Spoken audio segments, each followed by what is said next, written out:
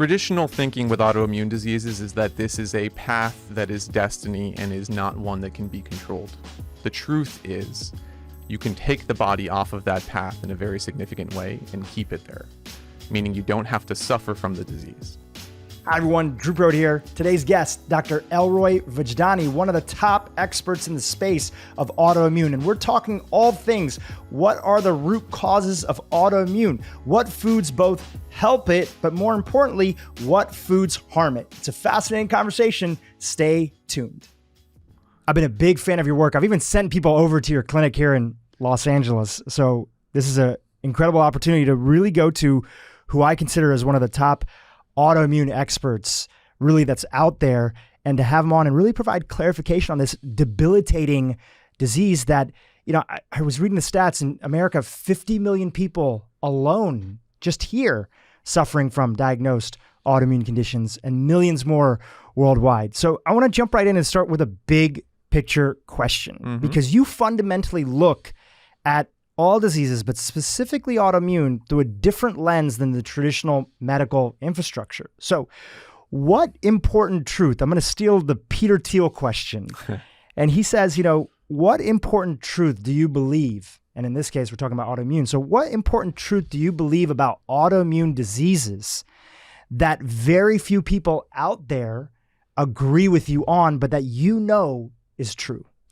Traditional thinking with autoimmune diseases is that this is a path that is destiny and is not one that can be controlled. The truth is that if you detect this at an appropriate time and you figure out, more importantly, you figure out why the body has made this very significant error, you can take the body off of that path in a very significant way and keep it there, meaning you don't have to suffer from the disease. Now, you said an important word, error. Talk to us about autoimmune. How do we know it's an error, and how does the world of functional medicine, which you come from, you're an MD, classically trained and everything, but you've gotten this additional training, both because your dad's an expert and a legend in this field, but you've also gone through the training yourself. So how is autoimmune an error, and how does the world of functional medicine see that error and what causes it? Great question. So the error happens because we lose something called tolerance, right? Which is the most fundamental part of having an immune system. If we're going to have this intricate network of cells that communicate with each other, that are going to be here to defend us from foreign invaders, they have to first be able to identify self versus non-self.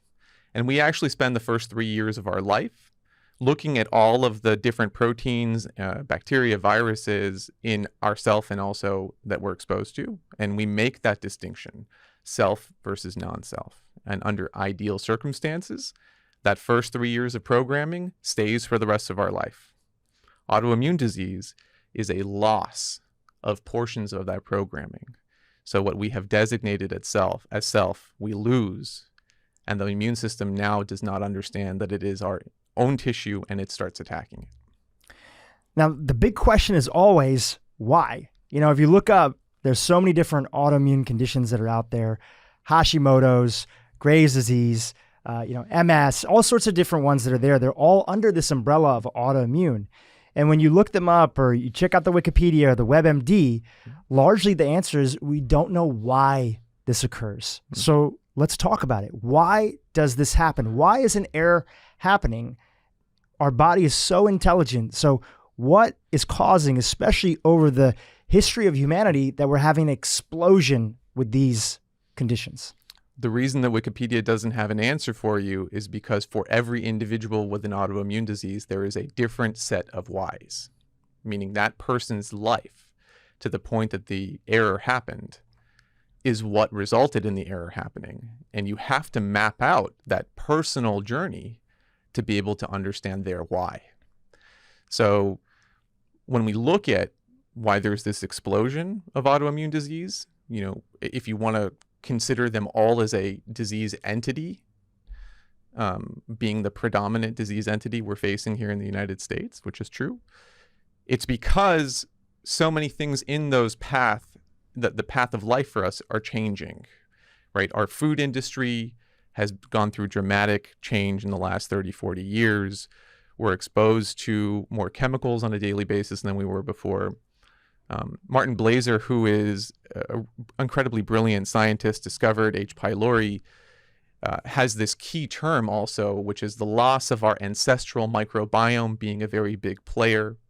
That means that as each generation passes for us in the last 100, 150 years, because of the advent of antibiotics and the birth via cesarean section, we are losing chunks of our gut bacteria that should normally be passed on to us, just like our genes are passed on to us. You put all those things together and you end up with an immune system that doesn't have the same kind of neutral input. It is set up for attack because it sees change and difference from what it was intended to see, let's say 200 years ago. It's almost in a way, through the COVID pandemic, so many people who had never really even thought about an immune system were now all of a sudden thinking about an immune system. And especially if you were paying attention to health and wellness and looking for different things that you could do to support your immune system, a term that got thrown around a lot was, boosting your immune system. And in a way, we don't want our immune system so boosted because autoimmune is an example of that. We don't want it underactive. We don't want it overreactive. We want it right there in a neutral place. Correct. This is one of the big misconceptions with the immune system, autoimmunity, and this general term inflammation that gets thrown around. Everything is an inflammatory disorder. The truth is that autoimmune disease comes in numerous flavors. You can have an inflamed, overactive immune system. You can have an underactive immune system and still end up with autoimmunity. So having anti-inflammatories on board really are dependent on the specific individual nature of that person's autoimmune disease. Not only are there different autoimmune conditions, but really what you're talking about here and what other individuals have shared on the podcast is that, let's take, for instance, Hashimoto's, which primarily impacts women, but also some men too. It is this thyroid condition that's there, but every single person that has Hashimoto's, if you had 1,000 patients with Hashimoto's, they all have their unique combination that led to that. Yeah. So while traditional medicine, well-intentioned, is looking for the one pill, and there's a place for prescription, right? Especially as you can see, anybody who's listening here that has something like Hashimoto's, drugs can be incredibly beneficial. That's there. But I think what the lens is that you're bringing in is that it's not one thing that causes it, so it's not going to be one thing that fixes it. Absolutely. And it's also different per people. Can you tell me, let's just take a patient story, right? Is there an anecdote, a patient story of some of their unique things that led to their diagnosed autoimmune condition that you worked with? Anybody that comes to mind that you feel comfortable sharing? Sure, absolutely. So people tend to come to me in the clinic these days when they have done a lot of the traditional functional medicine work and are not getting anywhere, unfortunately. And let's just list a couple of those things out. What would that look like? Autoimmune paleo diets, gut support, glutamine, probiotics. So the basics. The basics, right? Which are very significant interventions. And do work for some people. I would say the majority of people. Yeah. They'll definitely work for them. And let's take Hashimoto's as an example. The majority of people with Hashimoto's will do very well if that's what they start with, and they'll continue to do well if they continue to execute it. But there are people who have different versions of that same autoimmune disease that have different environmental triggers. So there are several cases that came to me that were Hashi's autoimmune paleo diet for a year and a half, which is an incredibly restrictive diet and difficult to execute, and TPO's just climbing and need more and more thyroid replacement, and everyone's saying, what in the world is going on? I don't know how to get a grasp of this. And it turns out that they would have some type of chronic viral reactivation that's going on for them. Epstein-Barr virus is the classic one for Hashimoto's that we talk about, but it can be other viruses as well. And when you start to look at specifically where is their immune system failing in the ability to control this virus and then fix that part, then the autoimmune disease starts going in the right direction. So I had a patient with exactly that story. Autoimmune paleo, gut support to the max, a year and a half. Other practitioner didn't know what to do with them anymore. We did a chronic viral panel, showed Epstein-Barr virus in its reactivated form. I'll give a shout out to my dad at Immunosciences doing that panel. I think he does it better than anyone else. I looked at the specifics of that individual's immune system, gave them some very directed antiviral support to the immune system to fix the imbalance. TPO started falling, and that patient has been in remission and actually pulled off of thyroid medication. Incredible. So, you listed out some of these buckets. We talked about environmental toxins. We talked about viruses. You mentioned microbiome and food. There might be some other ones that are inside of there. Mm-hmm. But let's start with food, because that's always a big question.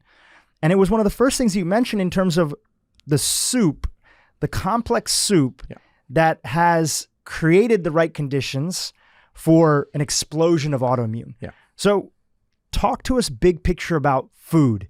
You have a book coming out in September, and it's called When Food Bites Back. Mm-hmm. So tell us a little about food, and how is it that it's now, we're not just, for hundreds of years, humanity primarily dealt with, are people getting enough food? Yeah. We were dealing with famine. We still are a little bit, but now, more people die of obesity than die from famine worldwide. It's famine is still horrific. It's challenging. And it's primarily been that we went from, is there enough food for everybody, to now we're really asking ourselves, what food should people be eating? So how is food and autoimmune connected? Yeah. So, incredible point, and such a really important foundation for us to have this conversation about autoimmune disease. Food is absolutely shifting the table on us and is starting to hurt us instead of help us anymore, which is why, these diets are becoming so common. The reason for that is twofold, in my opinion. Number one is the biggest driver of the tone of the immune system is the environment of the gut.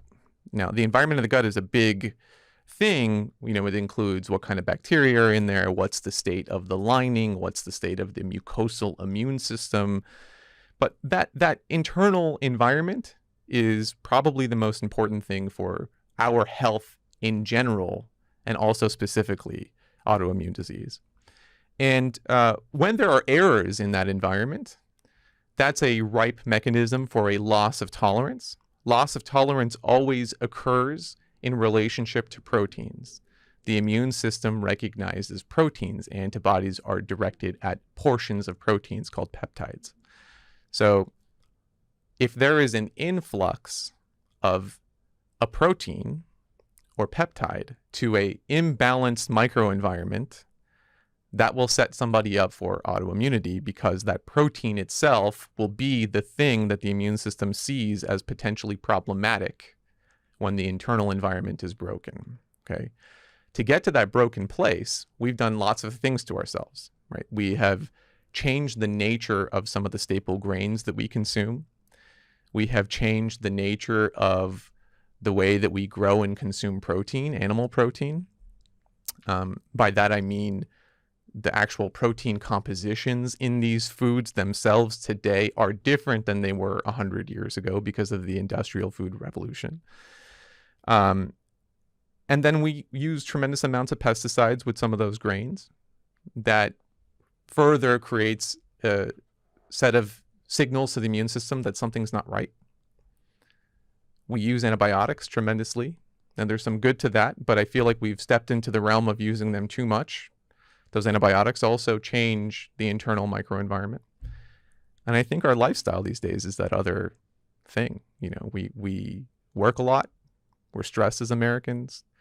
I think we carry a lot of emotional stress. We tend to maybe drink a little bit more than we should. And you put all of those things together in the big pot, and you get an unhappy internal environment that wants to figure out why it's unhappy. And it only knows how to recognize proteins. So the protein that it sees the most often that's tagged with maybe a pesticide is the one it's going to choose as the target. Wheat being the primary example, gluten being the primary food that we try to eliminate. And whatever is the similar protein to that in the body is going to be the one that we unintentionally attack because they look alike, right? That's molecular mimicry in a nutshell. So, which is one of the, just zooming out, molecular mimicry is one of the pathways to creating the conditions for autoimmune disease to flourish. Yeah. Probably the most important one when it comes to gut health itself, right? So we're basically talking about there's a border in your body, and many people have heard us do episodes and other people do episodes about a term leaky gut or intestinal permeability, but actually it'd be good to just revisit it and sort of describe it, using some kind of analogy so that people can picture this sort of border inside the body. Absolutely. So one of the most fundamental concepts in functional personalized medicine, autoimmune disease, is the state of what's happening at the lining of the small intestine, right? Under normal circumstances, we have I would say a wall with a peephole in it where the immune system sitting on the inside of that wall can open up the hole, take a peek at what's on the other side, and say, do I like that or not like that? Do I open the door and let these guys in, or do I keep it closed and I'm sorry, you can't come in right now? Exactly. And that door is zonulin, right? So that's a protein that basically allows this otherwise concrete wall to have an opening in it so that the immune system can send some scouts to the other side to say, hey, what's here? The scouts then run back in through that door, tell all the other parts of the immune system, hey, you'll never believe what I saw, right? I saw gluten with some Roundup attached to it. Right. Or I saw that, think about a border between like U.S. and Canada. If we were at, if there was a hostile environment, all of a sudden with our neighbors, we got into a fight. You'll never believe what they're putting on their French fries over there, right? Right. And come back and tell everybody what the state of the other side is. And really this wall, for people to understand how significant it is, it's really the first time that the outside world is meeting the inside world. Absolutely. Right? Because as you chew food, as you swallow it, it goes through your stomach, your digestive acids, it goes through your large intestines into the small intestines that are there.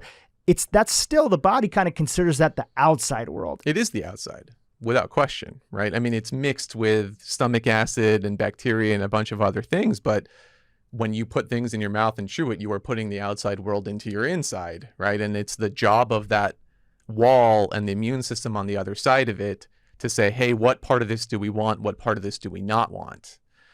And it's actually, leaky gut, intestinal permeability, is a breakdown both in the wall and with the immune system on the other side of it. So the door is now in an open position. Anything can come in and out. It's not just open for a brief amount of time, see what's there and run back.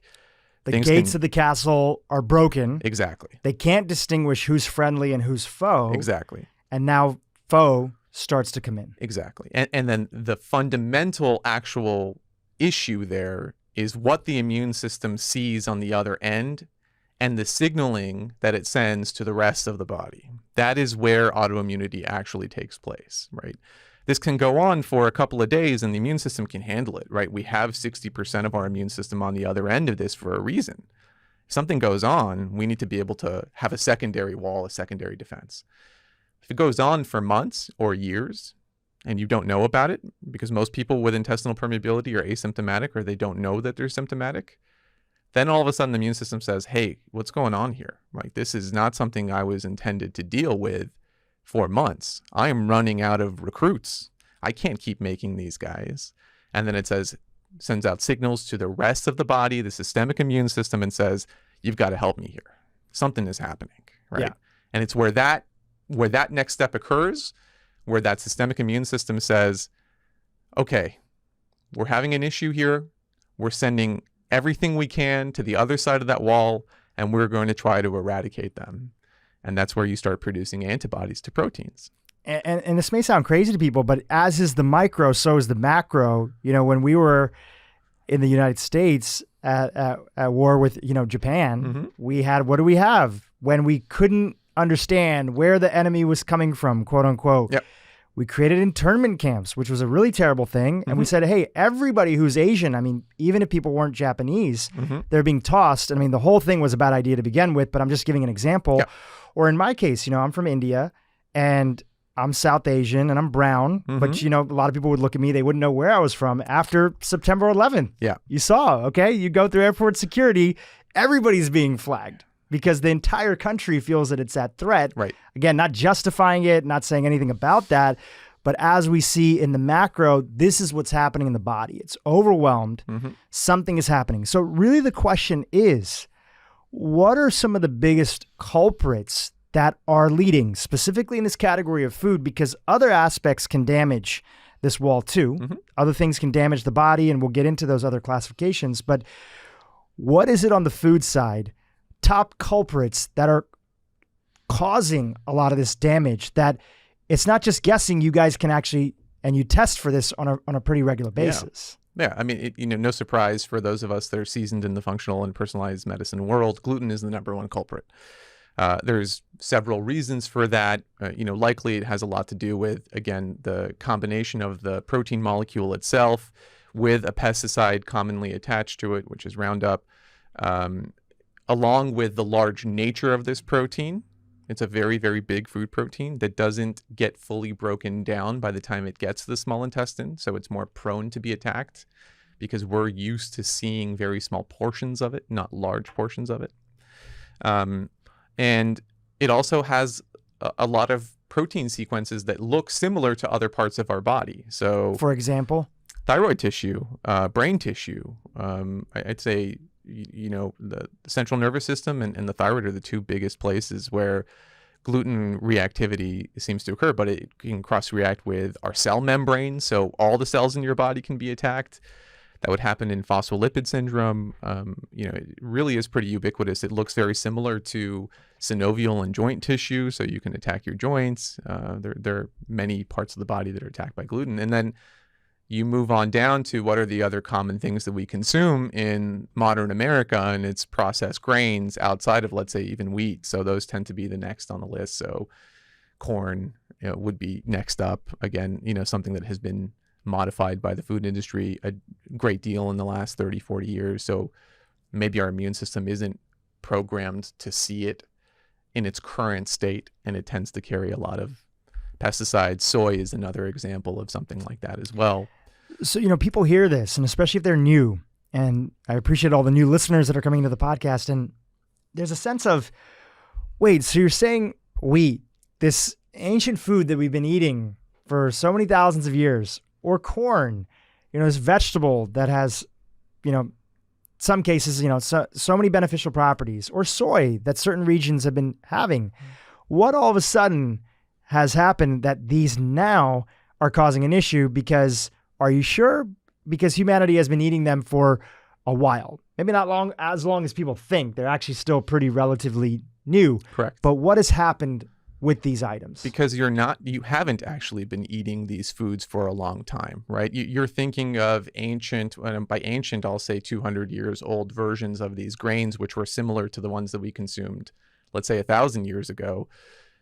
But those are not what you're consuming today, right? Like my family's from the Middle East, right? The wheat that we would have consumed has nothing to do with the wheat that we consume here in the United States. Their proteins are not similar.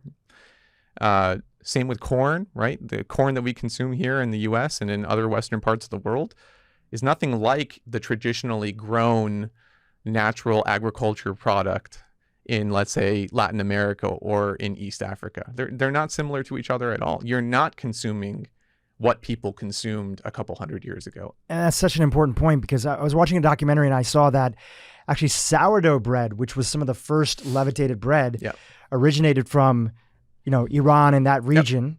Yep. And it was a completely different process. Totally. And molecularly, that wheat, that's part of the process, actually looks different. So there's modern wheat and there's native wheat. Right. And actually, you and some of your colleagues I don't know, I believe you were involved in this. We had Dr. Karazian on the podcast, and he was talking about how he actually has looked at the impact of native wheat versus more modernized. I don't know if it's the appropriate term is hybridized. I'm not sort of well versed in that category, and how they actually have a different response in the body. Yeah, that's my father's research. So he's actually the one who did those studies.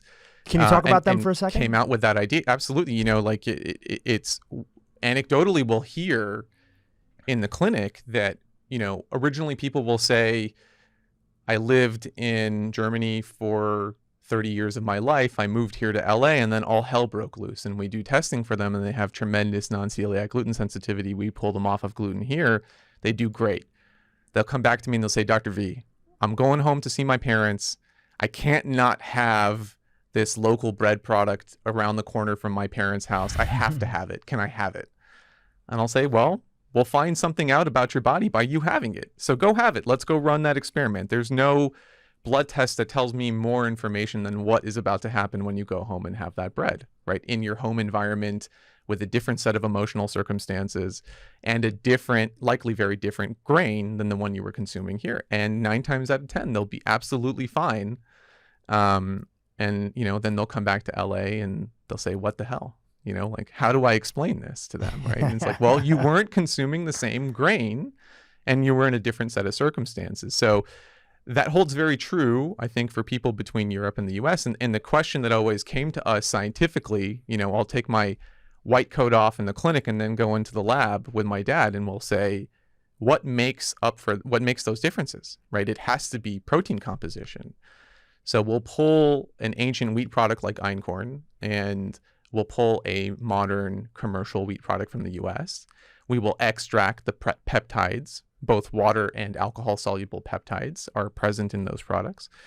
And then we'll take a person's blood who has reacted to the North American version and see if they react to, let's say, an ancient Middle Eastern version, and there are dramatic differences. And it makes absolute sense. The peptides and proteins are different. They are not the same product. They are given the same name globally, but they are not the same product. It's so fascinating. And, you and I both live here in Los Angeles, and we're actually fortunate. And I know you have a little bit of a history. I want to talk about that with, gluten and a few other products of how you kind of came into this space. But we're very fortunate in Los Angeles that there are places that are starting to recognize this. And out of both tradition, but also a little bit of health, they are importing native wheat strains. You have places like, even Italy, which is pretty commercial, saying, hey, we pride ourselves on bringing in grain from Italy for our pizzas and other stuff. And I always tell my friends who come to visit in town, and they're like, oh man, I'd love to grab some pizza, but I know you don't really eat like a lot of gluten. I'm like, look, we can actually go over to Italy or some other place, and I have no affiliation with them. There's a bunch of other places that are there too. And I notice a difference. The few times that I've had wheat products because I am very sensitive, and we'll talk about sensitivities and that, I'm not celiac diagnosed, but I'm very sensitive. And when I have wheat, even organic wheat that is grown here in the United States, I feel foggy. I feel like I have a brick in my stomach. My digestion slows down.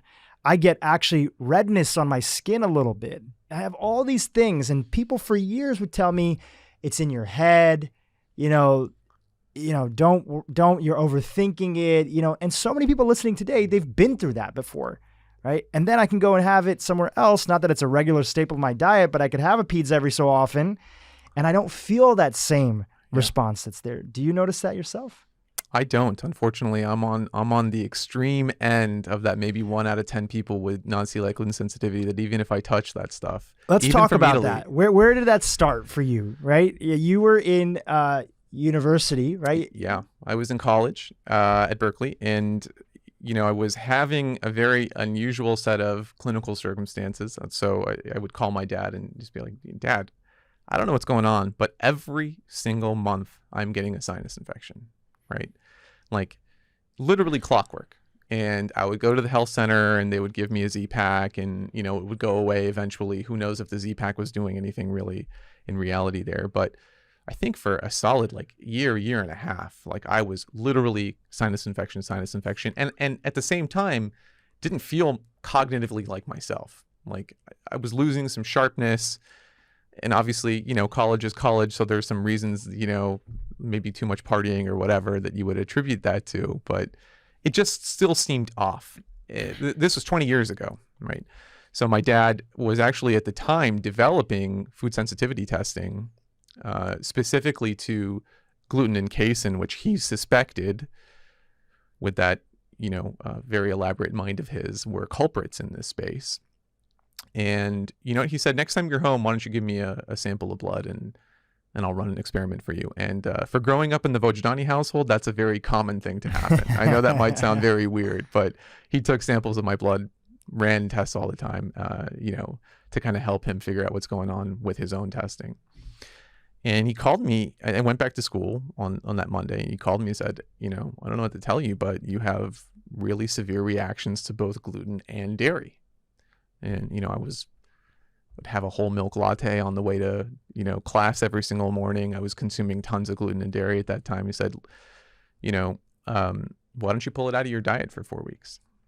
I thought about it for a while, and it's like, that sounds pretty difficult. Like many people go through these days. This was 20 years ago, right? So the concept of this even existing, he was really the only voice in the room. Dr. Fasano was also really at the very original stages of doing his research with Harvard, finding out the connection between gluten and zonulin. So there's nobody vocally saying this out there, right?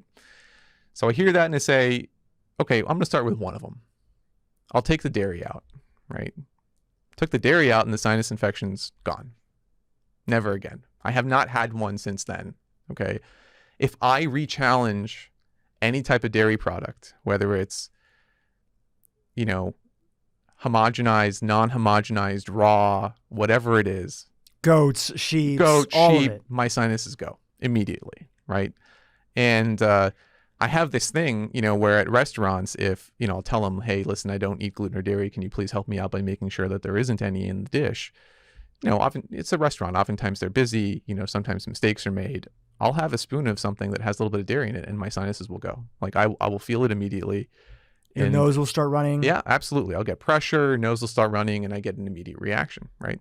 So unfortunately, my body hasn't let me back into the dairy world. So this is a great, thank you for sharing that in your journey. Yeah. Right? And I also love, you see the most passionate researchers, physicians in this space that are the most open-minded, they have often gone through their own suffering. Oh, yeah. Right? And that's a great thing to look for in a doctor, is somebody who's not that they have to exactly have gone through what you've gone through, but at least they've been on the other end of it. Mm-hmm. And they can understand that even though they went to med school, even though they went to this, that, there were some things that were unexplained and they were searching for answers, right? That's really a lot of how so many physicians found themselves to the integrative and functional medicine, space that's there. And so thank you for sharing that. Now, as a contrast, what would explain, right? Just high level, right? Obviously you haven't done my full, workup and everything like that. Yeah. But what would explain how, for me, also 20 years ago, I turned 40 next year, and it was 22 years ago that I first heard, I was at a lecture here in LA for a gathering of people in this tradition called the Jain tradition. It's a religion and way of life from India, and my mom comes from that background. Yep. And I came to meditation youth sort of programming, and I saw a speaker there for the first time. It was the first time that I heard somebody say that dairy, she was doing it more from a vegan perspective. Yeah. She was trying to convince these young children who were mostly all vegetarian to abandon milk because of its cruelty in the marketplace. And, they're like, milk is the only thing that we can have. We're vegetarian. Like, what? No Taco Bell, no, this, that. And she was like, well, for a lot of you who are suffering with acne, milk could be supporting inflammation in the body. It's the first time I even heard the word inflammation. Yeah. Right? I'd never heard any of that. Yeah. And she didn't even explain it more than that. It was just like, milk is linked to causing acne in the body, and there's something that people are talking about right now called inflammation. Yeah. I had really bad acne at the time. It was horrific. I dreaded, taking photos and other things like that. And it just was, it really set the tone for my entire high school experience, that no matter how popular I was or how many friends I had, other stuff, it was always in the background of my head. I was like, man, when am I going to be able to get this under control? Sure. So I was willing to do anything. If somebody said, some random thing that you shouldn't do would help, I would say, okay, let me at least try it. So I got off of dairy, and within 2 months, immediately, my acne started going away. And then later on, I learned about, gluten and other things like that. But what explains maybe some of the differences, or what could explain some of the differences between somebody like yourself, who you can't even touch gluten, and somebody like myself, where I don't have wheat on a regular basis, but I'm going to Italy soon. I can partake a little bit over there with me and my fiance. Yeah. I can have a little bit of goat's milk and sheep's milk and other stuff. But if I have it every day, 2 meals in a row for like 3 or 4 days, all of a sudden now I have cold-like symptoms. So what would explain the differences between me and you and what's going on inside of the body? It all has to do with the tone of your immune system in that scenario, right? And by tone, I mean how much of each arm of the immune system do you have? Some of that is dictated by the innumerable number of things that you have experienced from an environmental perspective in your life to that point, and some of it is actually genetic, right? So I have a more aggressive immune tone that does not want to let go of seeing something inflammatory. Even if it's been a 20-year break, it doesn't want to let go of that thought that it continues to create significant inflammation. So my immune tone is more geared towards a Th1 subtype, right? That's a specific subtype of CD4 cells, which are a very important type of T cell. So that makes me in the unfortunate group that can't reintroduce something inflammatory once it's been identified as inflammatory, because I have such a strong tone of remembering that, right? It's your body's own experience of dealing with both genetic influences, which could also include, traumas that could be there. Absolutely. Right? Both physical or like anything else like that, like the history, like the whole history that goes into it. But is there a silver lining? Does that mean that your body's capable of dealing with, I don't know, pathogens in a better way? Like, is there any benefit that you get from that your body...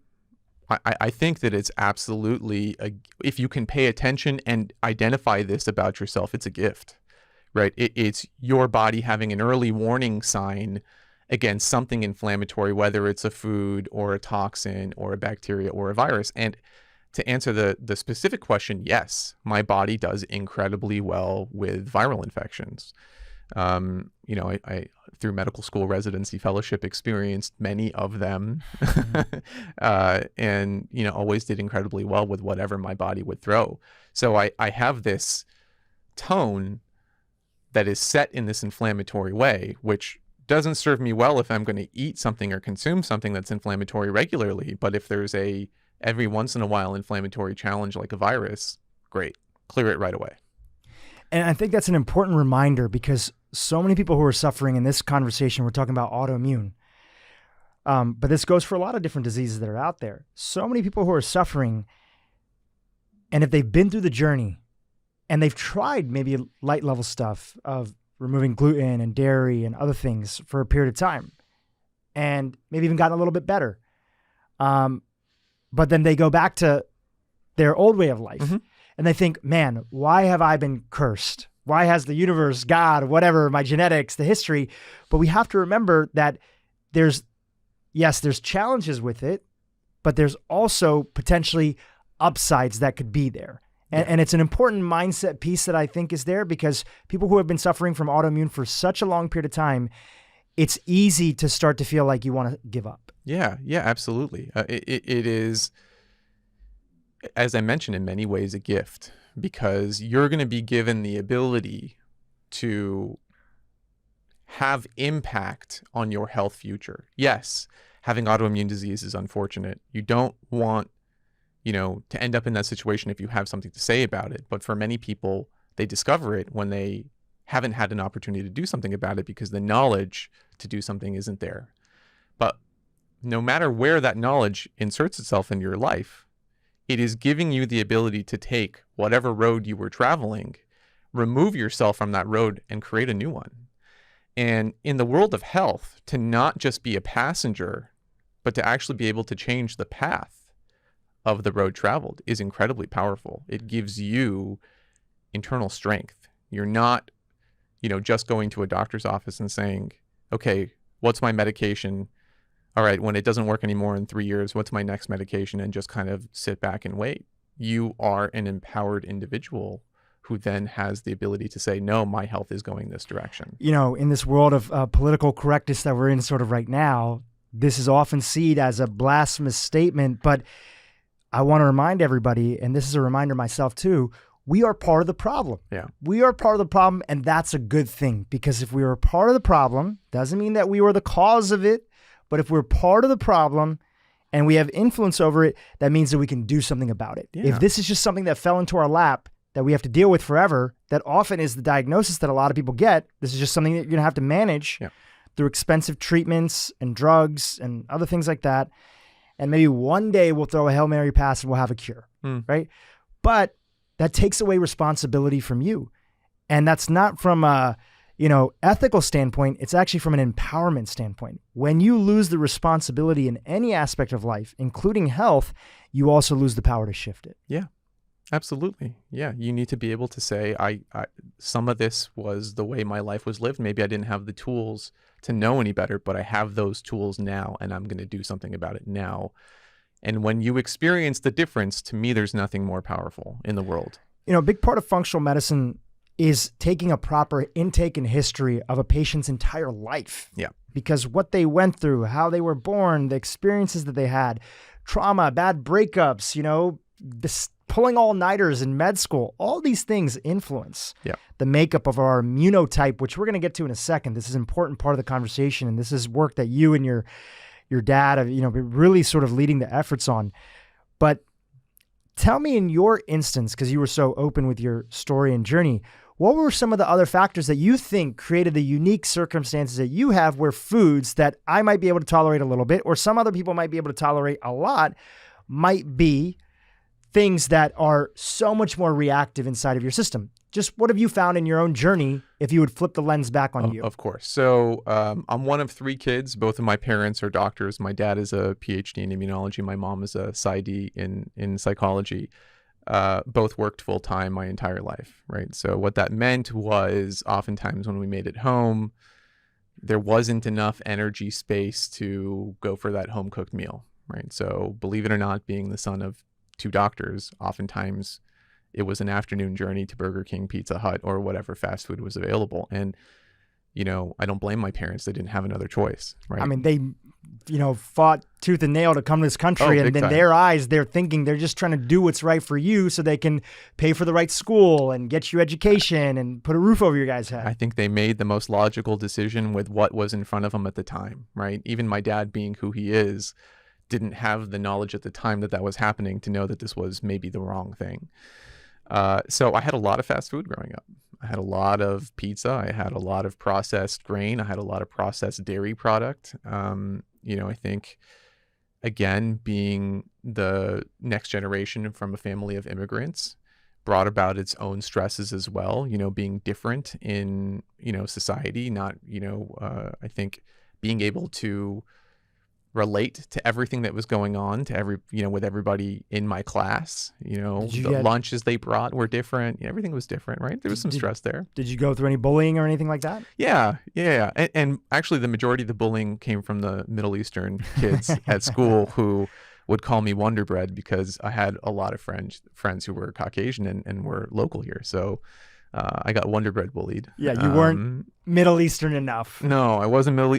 Their eyes. I didn't exclusively hang out with Middle Eastern people. Which is if anybody's not from LA, that's like a thing. We have the largest sort of Persian population, and as any group, yes. And as any group, it's not just unique to that.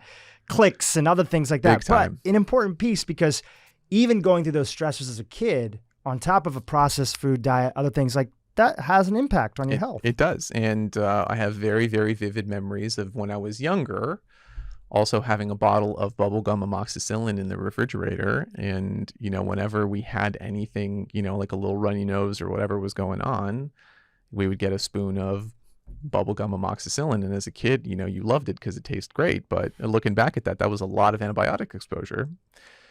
And getting outside of the physical realm, I think there's also something to be said about generational trauma. I think that when you're the generation that comes from immigrant parents who have gone through an incredible amount of trauma, which both of my parents did, there's something passed on there. We talk a lot about how our genetics may be modified by trauma, but I think that probably there is some physical change to other parts of our body, like the immune system, that are maybe inherited from generational trauma. So I think all those things put together, and it was right for me having a really inflammatory immune response. But the universe looked out for me in another way. It gave me my dad, who had the ability to identify that there was something wrong and gave me the tools to be able to help myself forward. Thank you for sharing that. And I think a lot of people can relate with their own version. Even if you're not an immigrant, wherever you live in the world, everybody has their own trials and tribulations they went through, that their parents went through, that their grandparents went through. Everybody's had their own unique adaptation to modern life. Now, there's a bunch of takeaways from your story, but one important takeaway here is that you actually weren't diagnosed with a full-blown autoimmune condition, if I understand that correctly, right? That's correct. You, luckily, fortunately enough, between the influence of your father, who again is a major leader in this space and field and has developed a lot of the testing that so many clinicians use to catch autoimmune conditions early, in a way, that's exactly what happened. If you didn't intervene, if your father didn't intervene, maybe 5, 10, 15, 20, we don't know exactly, you could have ended up with a full-blown autoimmune condition, but you got involved early enough and changes were made that you didn't steer in that direction. True. That's the most important sentence, I think, of everything we've said so far. And it to me, honestly, something that I reflect on all of the time. There are an infinite number of people out there who didn't have the fortunate circumstances of having a father who was involved in the field early, or plenty of people out there who don't have the fortunate circumstances of being able to access a functional medicine physician who knows what they're doing in this space and can gather the data for them at a point where they can intervene early enough to change their course. So I think about that all the time. There are this whole exponential rise in autoimmune disease, probably also going to be perpetuated by what happened with COVID here. It is unfortunately going to mean a lot of suffering in the future if we don't get an ability to give these tools to everybody as quickly as possible. And part of this is like also explaining languaging, because most people, when it comes to autoimmune, they wait because they don't know what other options they have. You show up one day to the doctor's office, you've been having certain particular symptoms depending on what the autoimmune condition is that you're dealing with. And you're like, this has been going on, or I have hair loss and I have anxiety and I have this. And the doctor comes back and says, oh, we should, test you and screen for Hashimoto's, or somebody else starts to develop, issues with their nervous system or mobility, or their joints hurt. And then they say, okay, we need to look at arthritis and rheumatoid arthritis, or we need to look at MS. And we wait till things are really bad. Now, a big part of your work and your father's work is, look, let's help people who are diagnosed, for sure. We want to help people who have autoimmune, but even if you're listening and you don't have an autoimmune disease yet, you want to start thinking in the direction of, do you have pre or pre autoimmune? Yep. So help explain what those might be. And I'm not even sure if that's the language that you use, but it's the concept.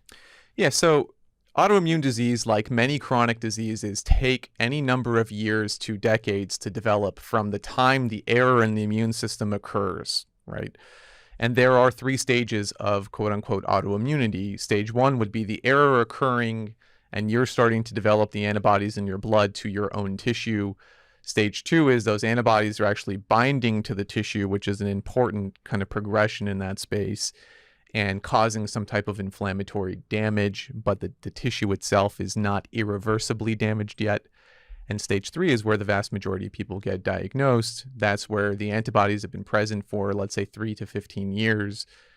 It's been binding to tissue, causing inflammation, those vague symptoms of brain fog, joint pain, digestive issues, hair loss have been going on. No one's been able to pinpoint what's happening. And then boom, oh, guess what? You have RA, right? And at that point, you can still do something about it, but it's not the ideal point to intervene. So actually, this idea came about in a very big paper, I think published in Science or Nature in 2014, was the idea of how do we pick up people in stage 1 or even stage 2? That's far better than picking them up in stage 3. And we have autoimmune antibodies mapped out for virtually every autoimmune disease that we know of so far. So why don't we create screening tests or tools to be able to screen for at least the most common ones that people suffer from? And then if you find them, then you've got to do the work to say, why are these forming? How do I stop them from forming? What can I do to help that person? And that's where the personalized functional medicine algorithm and kind of way of thinking really helps. But you start with, does the person have autoimmune antibodies circulating in their bloodstream? Are they stage 1 or stage 2? From there, all of us as physicians and all the practitioners that are out there need to put on the Sherlock Holmes hat and dig down and say, my job is to now figure out why. Why are these antibodies developing, and what can I do about it? And granted, this is not something we learn in medical school. But that's okay. We still have the ability the rest of our lives to learn something that we didn't learn in medical school and actually continue to help people and progress as a practitioner or physician. So the next step there is to say, okay, let me get an idea of what's happening with this person's immune system. I know these antibodies are present and they're problematic for autoimmune disease, but what is actually happening with the immune system itself? And that's where immunotyping comes in. Immunotyping gives you the ability to say specifically, is there a problem with B cells? Is the problem with T cells?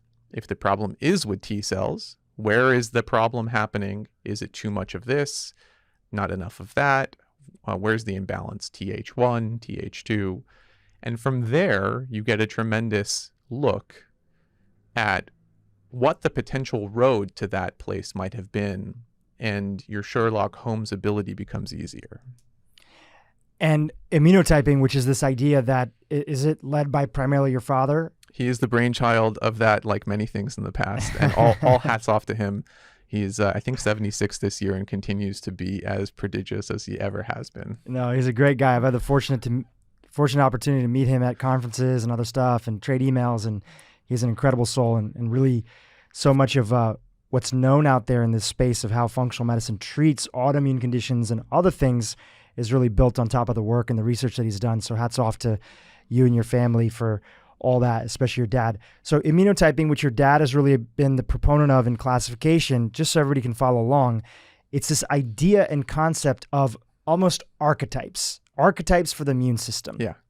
And if you understand what archetype somebody is, then you can look at what are the unique circumstances and factors, going back to your earlier buckets, that could be linked to that. Because before, you may see antibodies that are elevated inside of the body, and you could find some evidence of maybe this person is dealing with this, or maybe this person is dealing with that. But immunotyping is zeroing in a lot more specifically. So you could see, does this person have chronic infections as being a primary driver? Right. Is it viral, disease that they're dealing with? Is it environmental toxins, for example? So let's take one that is one that we've done a podcast before with actually a really incredible dentist based here in Los Angeles. I don't know if you know her. She's also Iranian, Dr. Rosita Rashtian. No, I don't know her. I got to introduce you guys because she's a biological and functional medicine dentist. Awesome. Functional dentist. There's not a functional medicine dentist, but she's a functional dentist. And she's been somebody that's been sounding the alarm around mercury and does a lot of procedures here locally that people fly in for and come and see her to properly have mercury extracted from their mouth and their amalgam fillings. So let's take an example like, a toxin like mercury, right?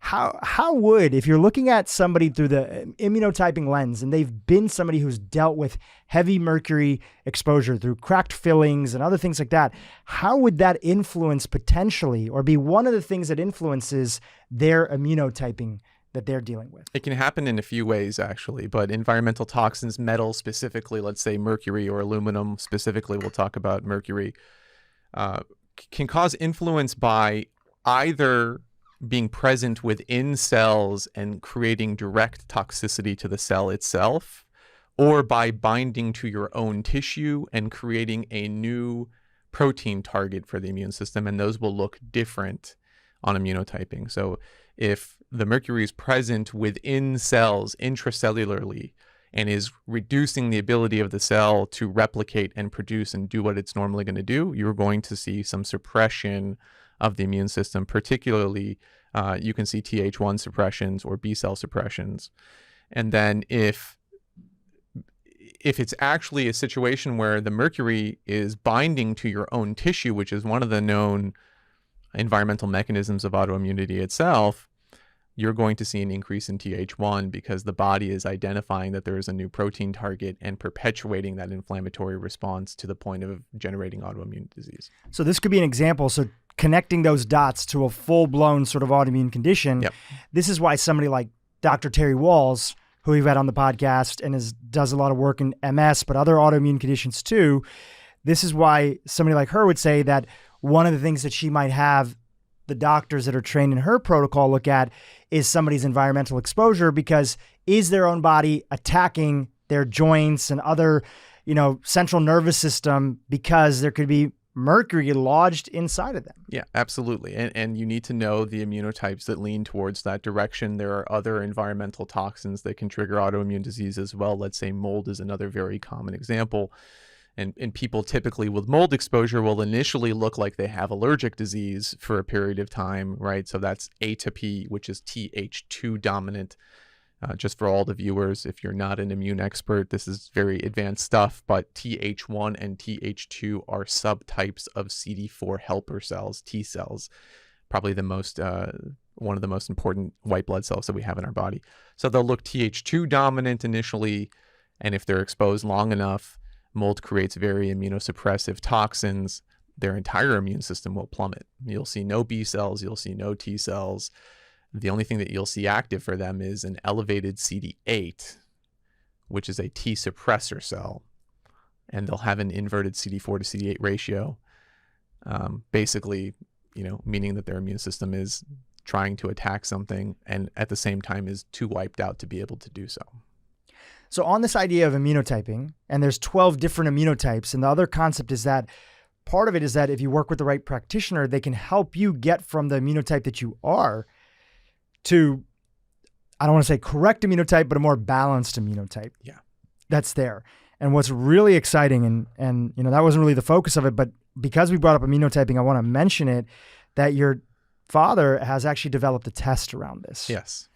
And how would people get access to the test, and what could they hope to find out about themselves if they were able to take this test? Yeah. I think it's actually one of his most brilliant ideas to date. And I say that, with a tremendous amount of respect for what he's done, because it's been incredible. But first we have to talk about the tools that we've had as clinicians available to us to try to determine someone's immunotype or understand the specifics of their immune system to date. And we have to talk about why those don't really help us as much as they should. And then we'll talk about the differences with this new generation of tests that my dad's created and what it should be used for. So essentially, if I tried to understand someone's immune system right now, I would do some basic cell counts, which would give me some understanding of how many B cells, which are antibody producing cells, do they have, how many of a broad type of T cell do they have, and I would get some very general loose idea of what's happening with their immune system. And is that along the ideas of, you want to make sure there's enough, but if there's a lot, that could be an indication that there's a war. It's kind of like being in a plane and flying over a war-torn town and seeing, okay, there's hundreds of thousands of soldiers out. There's some active conflict that's going on. You get level of function, you get amount of imbalance, you get some really good kind of general scope. I think your analogy is perfect. You're 20,000 feet in the air and you're looking down at the war scene, and is there destruction or is there not destruction, basically, right?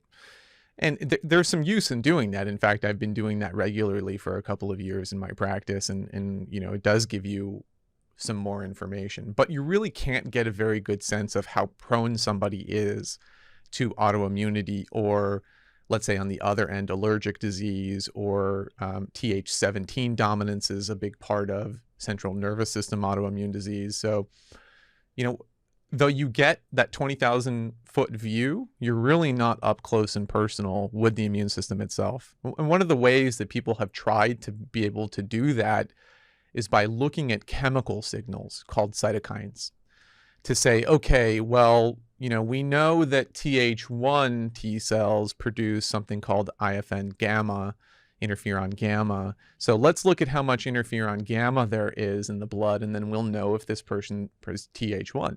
The problem with that is that cytokines are not cell specific, meaning it's not just a Th1 cell that will produce a cytokine. Many other cells will too, including something called the CD8. So people have been trying to figure this out, sometimes hanging their hat on it. And I think doing it inappropriately. So that's because the tools haven't been around to be able to really say, okay, what exact kind of immune cell is here? How much of it is here?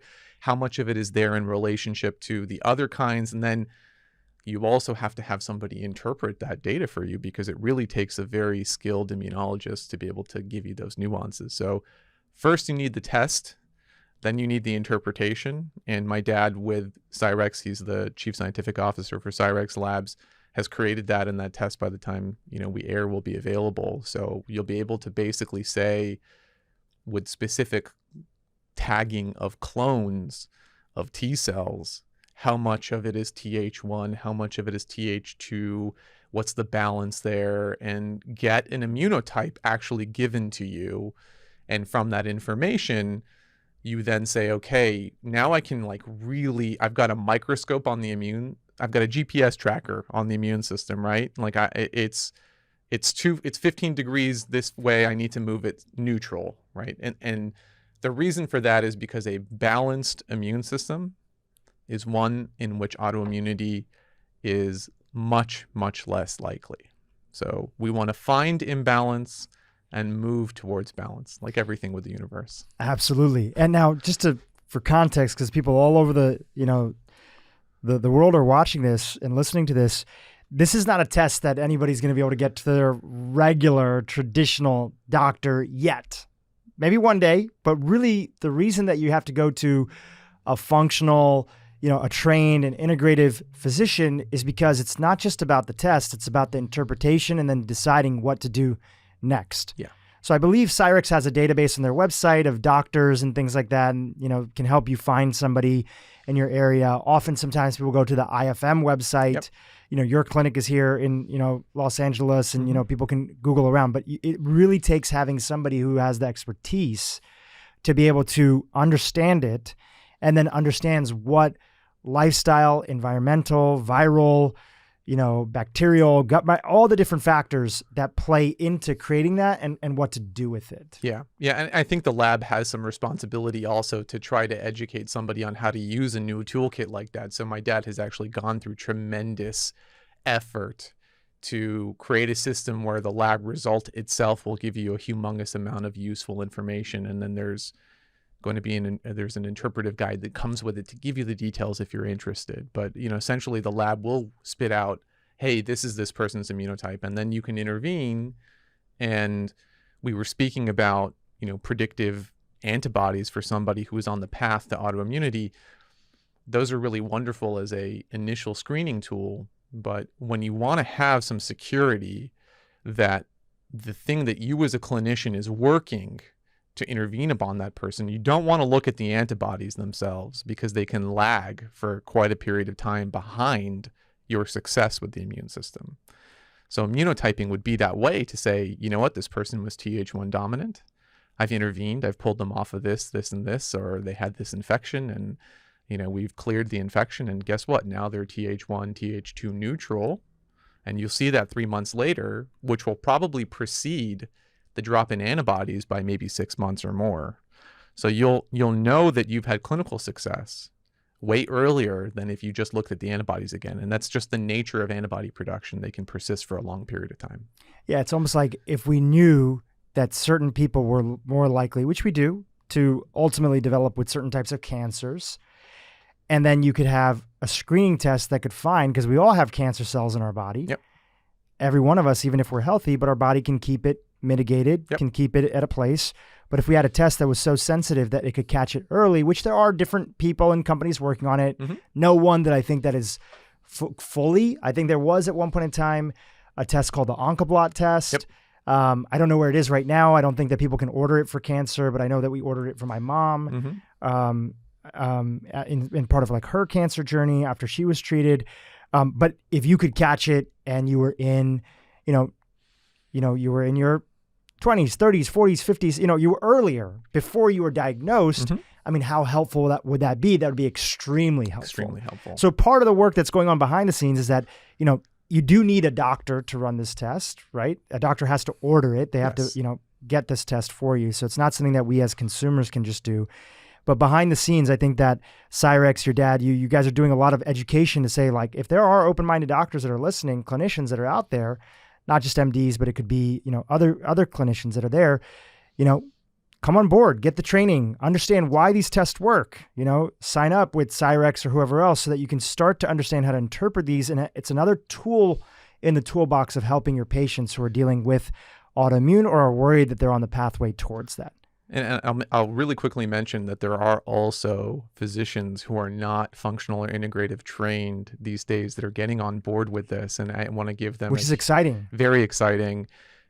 Here in LA, I'll often work with rheumatologists, and Attune Health, which is a branch of Cedars-Sinai run by an incredibly brilliant rheumatologist, Swami Ventrapalli, has, I think, started to see and understand that there are additional things that we need to learn to be as successful as we can be with autoimmune diseases. And now they are ordering Cyrex testing and Genova testing and other things for their patients over there, and will collaborate with me and others in their care. So I think that the word is getting out. The word is getting out. And I don't think there's anything wrong with somebody going to their neurologist and rheumatologist and just saying, hey, listen, would you be open to running this panel for me? I think it can help me with my, autoimmune condition. And the physician might say, hey, I won't be great at maybe interpreting this for you, but you can say, yeah, the lab will do that for you. The lab will provide resources.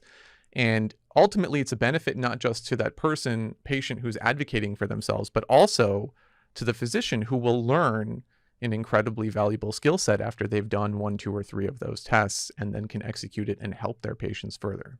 Yeah. And I think the best way to go about it is, don't go in and demand it, right? Because, you want to be kind and cordial and everything like that. And listen, everybody has egos, but sometimes doctors have the biggest ego. It's okay. Yes. But everybody has egos. I know that more than most people, for sure. And so go in kindly and, share a little bit and talk about a little bit of it, put some pieces together. I think there's some fact sheets and stuff, and say, in an open-minded way, it seems like this could be something that's valuable. Yeah. Nothing wrong with asking. Nothing wrong with asking. And also at the Cleveland Clinic, where Dr. Mark Hyman is, they order a lot of Cyrex labs and stuff. And one of their first studies that they published there was on rheumatoid arthritis, I believe it was. Yes. And autoimmune there, and the difference between traditional intervention, traditional standard of care versus the functional route, and showing the differences. And that was published in JAMA. We'll link to it in the show notes.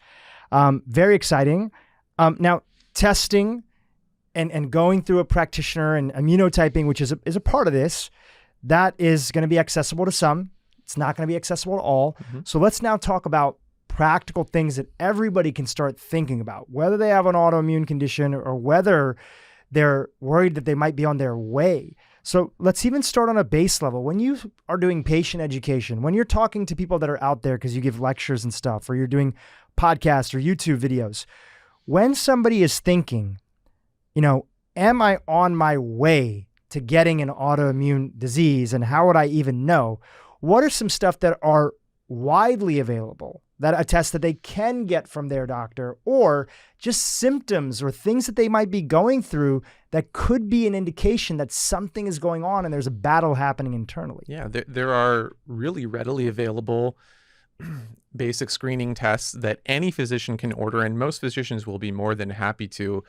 If you come to them and say, listen, I'm experiencing these vague symptoms, I'm concerned that there's something happening with my immune system, you don't necessarily have to say autoimmune disease, because you I think, trigger an idea in the head that may be difficult to entirely understand for the physician, because autoimmune diseases are very, very detailed and challenged, and they go to different subspecialties. So let's say you're going to your primary care doc and you're like, I've got joint pain, something's up with my brain, my memory is going, I'm too young for this, I just don't feel right. Can we check on my immune system? And an anti-nuclear antigen, a rheumatoid factor,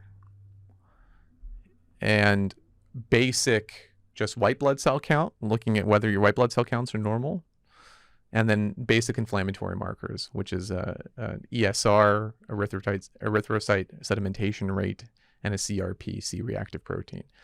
Believe it or not, with that basic set, you can get a yes/no that for the majority of people out there, will give you some semblance of whether something is happening with the immune system in a negative way, and kind of confirm for you that, hey, I've got to find somebody to join my team to continue this investigation, or, maybe I should continue reading wonderful resources from Mark and other people out there that teach people the basics of executing anti-inflammatory lifestyles that can therefore start combating what's happening with the immune system at that point.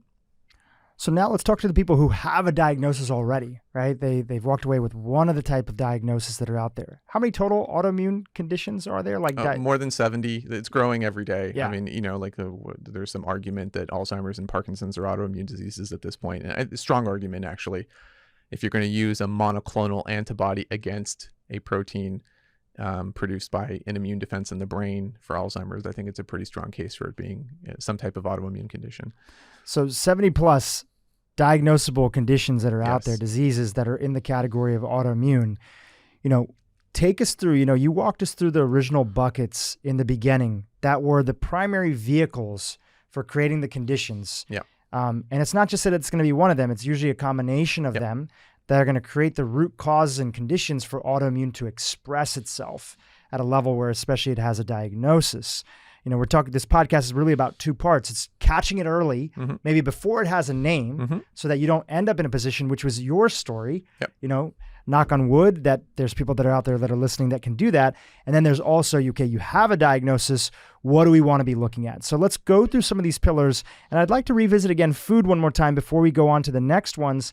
And in the book that's out, or that's coming out shortly, When Food Bites Back, what are some of the key principles? We talked about intestinal permeability. We talked about how food actually connects into it. And we talked about the two biggest culprits, at least right now, with them being, dairy and people reacting to the casein protein that's inside of there. And then, the gluten protein, which is going to be inside of wheat, right?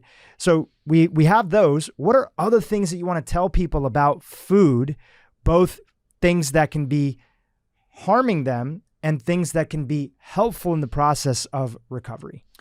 I think the most important thing to take home from this is that it should be a little bit of a precise decision what lifestyle intervention you should execute. And that doesn't necessarily mean that it has to be something decided by testing. We know enough about specific autoimmune conditions to know the common triggers for each individual autoimmune disease. So something you'll see in the book is that we go over large autoimmune categories by organ system. And at the end of the chapter, we'll say, hey, if you're suffering from rheumatoid arthritis, these are the common trigger foods, right? Gluten, lectins, dairy, corn, right? And the reason for it is covered in the first portion of the book, why specific categories of foods, gluten, lectins, corn, dairy, food additives, gums, everything under the sun, salt, why they specifically trigger autoimmune conditions. And then each chapter subsequent is the brain chapter, the thyroid chapter, the bone chapter, the gut chapter, etc. And each one has a specific set of foods that should be eliminated if that is the condition that the person is suffering from, based on mapping the different similar peptides between the autoimmune target and the foods themselves. And this is all the accumulation, I think, of 40 years worth of work that my dad has done in this space, and me applying it clinically every day in the practice and saying, we've got to get this out there for people. Let's do an example. First of all, that's incredible. I haven't seen the book yet, but I can't wait to dive into it. Yep.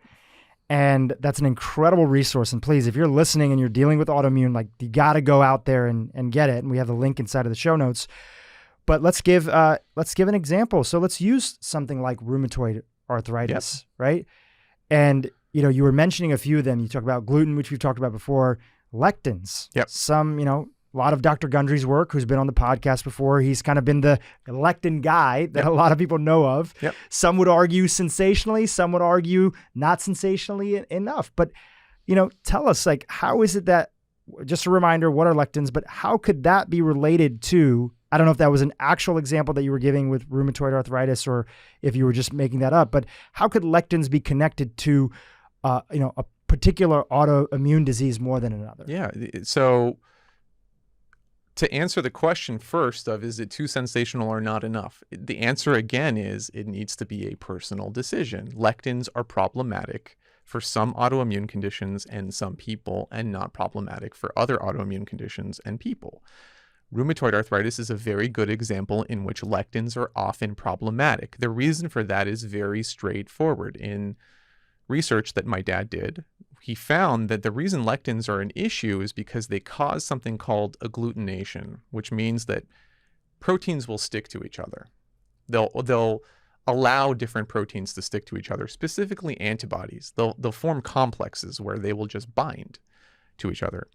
And in rheumatoid arthritis, one of the big antibodies is something called rheumatoid factor, which is in fact an agglutination of two of our own antibodies circulating in the blood and sticking to the joints, right? That's literally what a rheumatoid factor is. So if you're consuming a food that causes agglutination, you are going to increase the amount of rheumatoid factor you produce because you're allowing an environment that allows antibodies to stick to each other.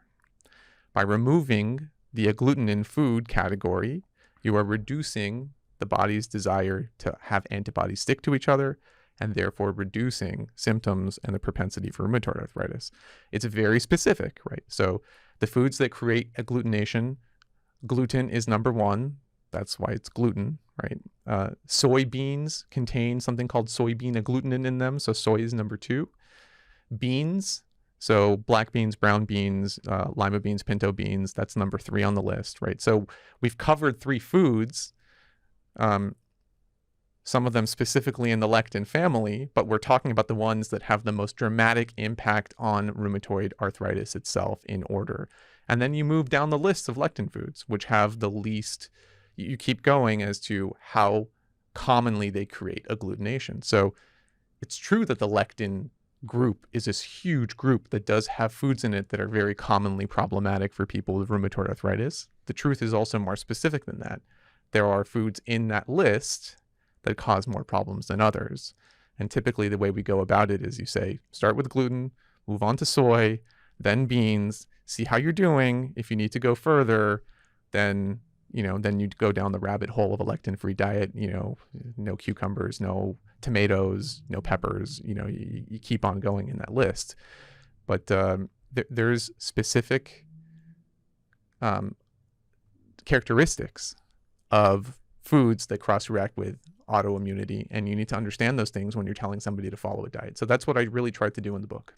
And this is the beauty of functional medicine. And again, you and your dad have been a big part of sort of establishing what those interactions are, and it's all about personalization. So when somebody says that it's all about lectins, and then somebody says, we had, all these people are my friends, and I know them, and I love the different conversations and the debates that are there. But like a lot of things, it's somewhere in the middle. Yeah. And in personalized medicine, it's always what's related to that person that's there. For sure. I've actually known way before I even knew what a lectin was that I was very sensitive to a lot of the foods that are in the family of being higher amounts of lectins that are there. Yep. Nightshades. Yep. I knew that I would eat a bowl of tomato soup and my entire face would turn red. Yep. I'd have almost this sort of like inflammatory response. I didn't know what it was. I just knew that it happened.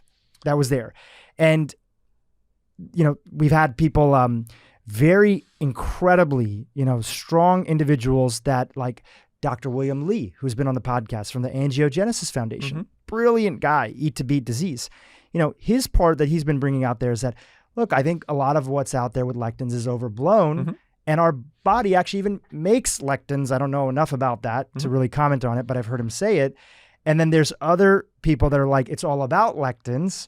And then there's people like yourself that in the middle are saying, look, if you have an autoimmune condition, this might be an area, especially if you have particular types of autoimmune condition, that you have to pay attention to a little bit more. And the beautiful thing is you could do like a challenge. Absolutely. You could try to see.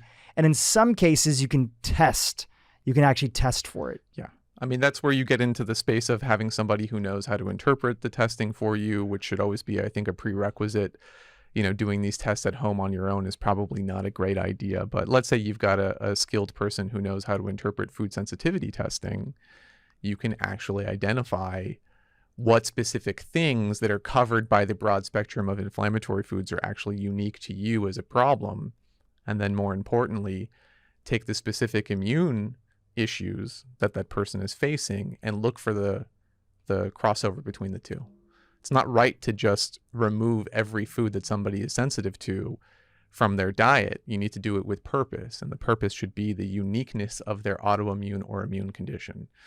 That can be true for, let's say, all the different things in the lectins. You may find somebody with rheumatoid arthritis has a problem with tomatoes, cucumber, and eggplant, and soybeans and gluten, but they don't have an issue with, lentils. They don't have an issue with, navy beans, right? So that's a very, very long list of things to try to trial and eliminate. Sometimes you can get away with it, and sometimes you can't. And so that's why testing exists for some people.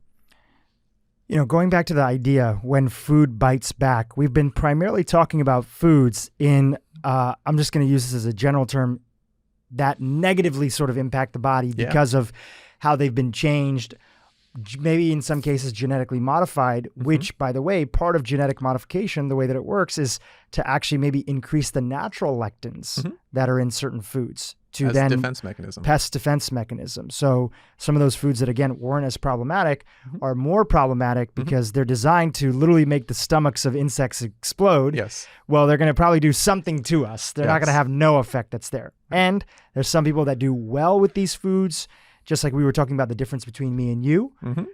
There's some people that can eat certain things again or can have limited amounts. Or there's some people going to have tons of it, and it's all based on our history. What about foods that are actually deeply healing, especially when it comes to autoimmune, and particularly foods that don't often get the credit that they deserve in our sort of mainstream standardized American diet? What have you seen as themes over the years? Are there a few that you could call out that really you want to give the attention and spotlight on? It's actually very challenging to find themes or groups of things that people commonly consume that helps them because there's so much of a personal tendency to react negatively to things. But the things that I've seen, I think that people who follow very clean, plant-focused, maybe with Mediterranean leaning style diets do the best, right? I think that that's an incredible challenge because you've got to do an anti-inflammatory version of it. But let's say you're having large amounts of crucifers and greens and you're eating organic and there's a lot of avocado and olive oil and you happen to find, some fair caught, clean seafood products to consume every once in a while. Maybe throw a mussel in there, as Dr. Gundry suggests. They tend to do incredibly well, I think, in the long run. The problem with that is that's a very difficult execution, I think, for most people. So what tends to work as an algorithm is, okay, show me what you're eating. Let me pull the bad stuff out and let me tell you good stuff to replace it with, right? So in my world, the things that I've seen that really help as far as replacements for the majority of people are fiber products. Talk a little bit more about that. Most people think of fiber as sort of the classic brand cereals that are there and Metamucil and other things like that. But what type of fiber are you talking about, and how is that supportive in the process of autoimmune? So I think that it's actually fiber plus omegas, if you can deliver them together. Interesting. Are a tremendous beneficial soup for the bacteria. Going back to one of our earlier points in our conversation was it's all about the intestinal microenvironment, which is a very complicated thing. But if you can put fertilizer in for that 3 to 5 pound biomass that lives inside of us, overall your intestinal microenvironment will be better. The fertilizer is clean fibers and omegas. So I think the best way to get that is a blend of organic psyllium, some chia seeds, and some ground flax, all of it organic. And are you imagining this goes into a smoothie? How are you imagining somebody taking it? I put mine in the smoothie,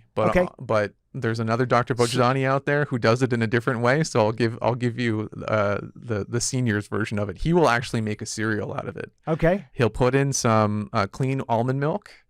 He'll put a tablespoon of each one of those three, let it congeal until it kind of turns into an overnight oat style thing, gelatinous, and that's his breakfast. And he's 76 and looks like he's 60, so I think it's working for him. That's great. Any way that is comfortable for you is an okay way to do it. Yeah, and so the psyllium husk, as people are looking at like fiber options, and then they're looking at also now that we're having the blood sugar conversation, which we've been big, Totally. Dr. Hyman is, wrote sort of like one of the big sort of magnum opus sort of books on it, the blood sugar solution. When people are looking at the best fibers, so psyllium is there. What other ones are favorites? Do you like acacia fiber? Do you like, any of the resistant starches that are out there as fibers? Actually, for me to be able to tolerate a fiber is a very big deal. And when we're talking about gut environments that are not necessarily in the best place, at least in my demographic, because of the autoimmune disease, there's a lot of propensity for people to not tolerate some of those more advanced fibers like sun fiber, acacia fiber, inulin, right? Jerusalem artichoke fibers, though on paper, if I were to pick, those need to be in there. The problem is not everybody can tolerate them. Not everybody can handle it. I think psyllium, flax, and chia are a good combination of soluble and insolubles, and they flax and chia carry omegas with them specifically. So I think that it's a good foundation. But if somebody can handle some Jerusalem artichoke fiber, more power to them. Now, this is where it gets really interesting, and naturally, because we've all moved from where we grew up from, and food was just kind of like you see what's out there and you eat it, right? Yep. Now we're sort of dealing with control, environment it's grown in. Is it helpful? Did our ancestry and our gut microbiome grow up eating that? So in the case of chias, again, I don't know the details on this, but I've heard that they can be high in lectins. Yeah, and not everybody tolerates them. That's true. Great. So that's where we just need to add in a little bit of sophistication. Yes. Right. So it's not that we want to go crazy for the sake of going crazy, but we're putting in our own personalized layers depending on what we're dealing with. And part of that is just, you got to roll up your sleeves and listen to some podcasts, dig in. You have a ton of YouTube videos that are out there, still many of them that are very relevant, even if they're 4 or 5 years old. Conversations with you and your father, we'll link to those as well. The book, reading it and trying it, because again, what's the alternative? Suffering with this condition for the rest of your life, right? That is, unfortunately what so many people are doing. It's bankrupting them. Bankruptcy for medical bills is the number one reason for bankruptcy in the United States. Yep. We don't have universal health care over here.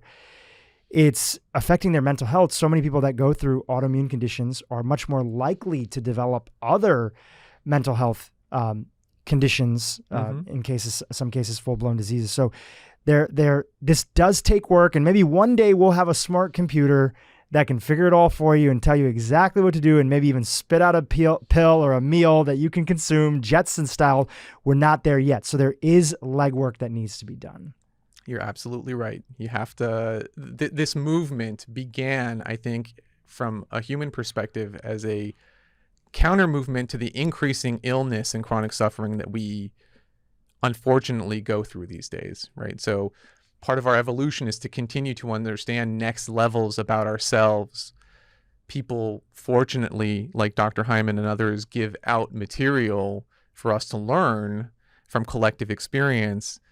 And absolutely, you need to educate yourself with these new generations of information in combating what's happening to us. Make changes to the way that you're living and see how you feel. When I went back and, although I had the fortune of testing with my dad, it wasn't until I removed the gluten and dairy and I felt like a different person that I was really, convinced that I kind of understood how by making some change to my lifestyle, I am changing myself and my life. So that's what everyone needs to do. Do you feel, and feel free to say no, right? That's why I'm asking you. So I'm just trying to set up the question. Do you feel that people identifying their unique toxic triggers, right? They're, especially because we eat 2 to 3 times a day, right? Do you feel that people identifying for somebody that's diagnosed today with an autoimmune condition is looking for the next step that they can take? Do you feel that one of the lowest hanging fruits is lowest hanging fruits that they can immediately start to see some benefit from, right? Everybody's personalized and people need to figure out what that, combination of interventions is for them, but is one of the lowest hanging fruits for them figuring out which foods are the ones to remove? Absolutely. It's could that be more important than even what foods to add? Yes, absolutely. It's not only the lowest hanging fruit, it's probably the biggest one too, right? It's the one that will yield the most for that individual. Finding out your trigger foods which means the things that are causing the most direct dysfunction in that intestinal microenvironment and removing them even without replacing anything is the most potent thing that anybody with autoimmunity can do. It may not take you 100% of the way, but it certainly takes the majority of people a huge percent of the way there. It's a big leap forward. Absolutely. Yeah. Again, it's not going to be everything. And you actually see a lot of people who have done even extremely restrictive diets, and then they need to look at a different bucket. Right. Right. What would you say, again, broad strokes here, right? We have to kind of work a little bit in broad strokes, even though everybody's a little bit personalized. So if that is one of the lowest hanging fruits, what would be one of the next ones? I want to give like two more, and you can switch buckets. You can go from food to environmental toxins or chemical exposures or other stuff. What would you say is the next biggest bucket? Very clearly to me, it's chronic viral infections, right? I think the chronic infection category is a huge, huge realm. Though we talk a lot about food and gut health, it's I think a very, very important one, and likely one that we will continue to understand and consider going forward, given, again, everything that happened in the last year. But chronic viral infections, specifically Epstein-Barr virus and HHV6 as triggers of autoimmunity, are very important next steps. So those are things that we as human beings are all commonly exposed to. But if you happen to be exposed to it at a time where your immune system can't take you to completion, you're running this marathon with the virus and you want to win, and the virus just edges you out right at the end, it's going to stick around a little bit. And the immune system will continue to try to get that last leg in, but will not succeed. And it's in that attempt of continuing and continuing and continuing and continuing where immune issues occur and autoimmunity occurs. An area that I want to really acknowledge you for, and we were chit-chatting a little bit before we started recording, there's some big personalities that often get very well known for introducing a very specific concept into the market. We talked about Dr. Gundry and his viewpoint on lectins and everything. And again, Dr. Gundry's a friend, really appreciate, stuff that he's done out there. And then I understand where criticisms come, and that's why we have a podcast and open dialogue, is we're trying to meet somewhere to help people navigate and understand all the nuances, because it's really about the nuances. Another individual that's been in the space that I'm also connected to, and I would also consider a friend, we've had more limited interactions, but some really pivotal ones, is the gentleman medical medium, who's not a medical doctor, is not a licensed healthcare practitioner, but I get asked about him all the time anytime we talk about autoimmune, because his work is so pervasive. And he's helped very notable individuals, some of who we've introduced him to, and he's helped them, and they really swear by his approach. And in the context of autoimmune, one of the main things that he talks about, he'll say that primarily, if I could just big picture share, he says, this idea, the idea that your body is turning against itself is kind of, in his words, maybe bogus. It's not that your body's turning it away from itself. It's that you have been hijacked by viruses. And I think the thing is, he has his whole vision around it. He says that he's tapped into a deeper spiritual dimension that's influencing his work. Okay, great. You guys are in the science field and you're going to have to do that. He sort of says that eventually people will figure out that, and the testing will catch up. Maybe that's true, but I think the common thread that's there, because at least it seems that some people following his programs are getting better. Some people are not, just like anything that's out there, is that it's not just, molecular mimicry, which is this idea that our body is turning on itself because certain proteins look very similar to certain cells in the body. It's also that viruses can play a role into it. So how is it that viruses are a vehicle for it? Is it that they're just damaging and it's through the process of inflammation that they're breaking down that barrier? Or is there something else going on out there? So in the chronic viral setting, they're both possibilities, right? So either the cell itself will take up residence in a part of the body that's very crucial to the immune chain. For example, with Epstein-Barr virus, it has a tendency to remain dormant in B cells, which are antibody-producing cells. And that's kind of its evolutionary hijacking of us to stay within us alive, and also handcuff our ability to fully clear it. If it does that, then it alters the way that B cells really are intended to act, right? So they can't clear the virus. They're maybe producing antibodies differently because they're inhabited by a virus that they're not supposed to be inhabited with. And they can actually instill autoimmunity directly by being present within a cell. Another virus that does something similar in the brain in a chronic inflammatory autoimmune sense would be herpes simplex virus in the world of Alzheimer's disease, right? The way that happens is that the virus actually will penetrate into the brain, and the amyloid is initially created to aggregate around it as defense mechanism, but it continues to aggregate because it can't really fully clear it, right? So which by the way, just to interject, I found this mind-blowing when I was watching one of your presentations and conversations with your dad. You guys were talking about how we know for a fact now that if people have certain, STDs, sexually transmitted diseases, they're more likely to develop Alzheimer's in the future. And Absolutely. I thought that was incredible. And just another reminder tends to be, we talk about young people especially, to get your STD screens to really look at these viral infections that might be there that could have come, and they're part of your wellness journey of trying to make sure that they're treated, addressed, and at least mitigated so that they're not constantly expressing themselves and make you more likely for some chronic condition later on. Exactly. If your body feels like it has to continuously clear a virus that you were exposed to, like herpes simplex virus, for 40 years, it's going to cause damage along the way. It needs to fully sense that it's gotten rid of that virus, that it's done with that war, that it's not creating more immune cells to deal with something, because it's the unintended consequence of the immune system that damages and destroys the surrounding area, right? So it needs to win that war as soon as possible, ideally immediately after the initial infection. But if you're having an issue 15 years later and you catch it then, it's better than 30 years later. Absolutely.